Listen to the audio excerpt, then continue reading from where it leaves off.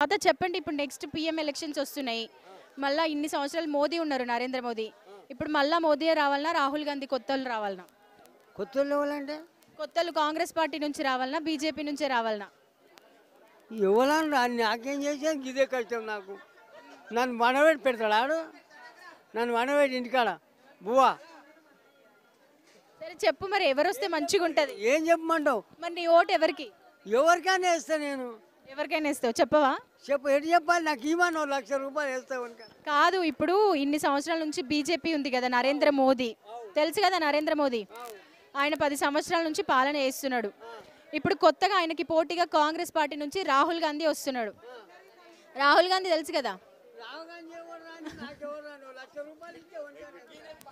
లక్ష రూపాయలు ఇవ్వను. చాలా 1,00,000 రూపాయలు జీవితాంతం, జీవితం అంతా సరిపోతాయి 1,00,000 రూపాయలు? చాలు. మరి ఏం చేస్తాను, ఇప్పటికీ పింఛన్ ఇస్తలేడు, ఏమి ఇస్తలేడు వాడు. మీది ఏ ఊరు? ఏం చేయాలి? నీ ఊరే ఊరు? ఏం చేయాలి? తుర్కేం చేయాలి? తూర్కేం జాలా? ఏమేం కూరగాయలు నువ్వు అమ్మేది? కొత్తిమీర, పుదీనా, కరివేపాకు. నువ్వే పండిస్తావా? 2 ఎకరాలు ఉంది. ఎంత వస్తుంది లాభం? ఏం వస్తలే, కోటరకు, మందుకు, చేపకు. మరి 1,00,000 రూపాయలు ఇస్తే నువ్వు చేసే పని కూడా కదే మళ్ళా.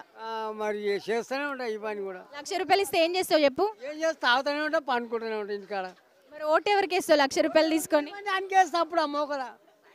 నువ్వు కాదు, పైసల కోసం ఓటేస్తావా, లేకపోతే మొత్తం దేశం అంతా మంచిగా ఉండాలని ఓటేస్తావా?